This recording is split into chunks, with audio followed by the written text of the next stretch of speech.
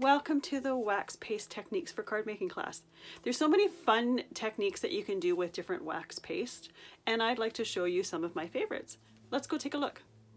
Now these are the cards we're making in this class. You're seeing duplicates because I've got both the sample card as well as the one that is created during the class, because I'm filming this after the class is completely done.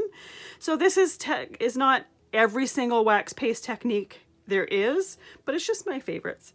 So I am using Inca Gold for this class. It is a water-soluble wax paste, and it is one of my favorites because there are some water techniques that you can do with it that just make it a little bit more versatile.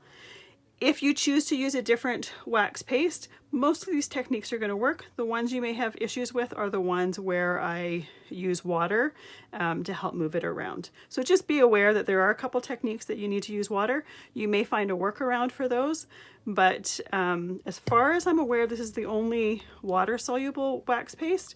I could be wrong. So we'll be creating 6 cards in this class. This class comes with a supply list PDF. It's going to break down every single card and all the supplies used for it, so you don't need to worry about remembering the supplies that I used or the colors that I've used as we're going along. And then those supplies are also linked to where you can purchase them and have them shipped right to your home, just to make it a little bit more easy and let you have more fun creating and less time shopping, unless you enjoy the shopping part. As you can see, I'm using a bunch of different dies and embossing folders, and I'll share which ones those are on the supply list. But those techniques will work with any die cut or stamp or embossing folder that you choose to use, so you're not limited to what is shown here. So just be aware of that. You can be creative, have fun. Once again, the colors, I'm sharing which ones I'm using, but you can use whichever ones are your preference, suit your needs, or ones that you already have. We'll see you in class.